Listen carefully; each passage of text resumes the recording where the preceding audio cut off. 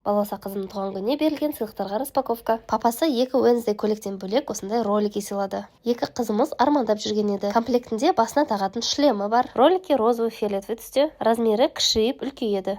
Тізеге шынтаққа тағатын защитасы бар. Комплектің бағасы 8.000 теңге, 2 қызымызға 16.000 теңгеге шықты. Балалар күнделікті үйде айдап тез үйренді. Туған күнге келген көрші Ләззат тәте осындай набор сыйлады. Барлық детальдарын шығарып құрастырамыз. Бұл осындай үстел конструкторымен кішігірім орындығы бар, осылай құрастырдық.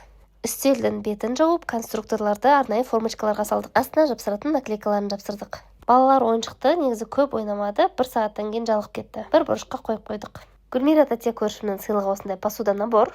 Бұл жерде газ плитасы және әртүрлі посуда түрлері. Қыздарым бір-біріне тамақ пісіріп беріп ойнады. Қонаққа келген 2 көршім 10.000-нан 20.000 сыйлады. Өздері келмесе де мама-папам сыйлықты өзін аларсың деп 10.000 теңге салды, ал әпкем 5.000 теңге жіберді. Сол 15.000 теңгеге туралап, осындай 2 қызыма бірдей етіп кроссовки алдым. Қазірге өлшемдері сәл үлкендеу, как раз күн жылығанда киеді. Өздері жақсы көретінде фиолетовый түсте. Күйеуімнің қарындасы Гүлжан қайынсіңлілім де 10.000 теңге жіберді. Сол ақшаға балаларыма осындай 2 қолбақ алдым. 1500 теңгеден 3000 теңге.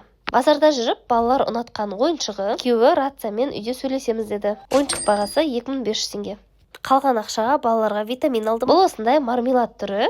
Балаларым осындайды жақсы көріп жейді. Бүгінгі дүкеннің мармелады сияқты, бірақ зиян емес. Құрамынан витаминдерге бай. 6 жасар қызыма берілген сыйлықтарға баға беріңіздер.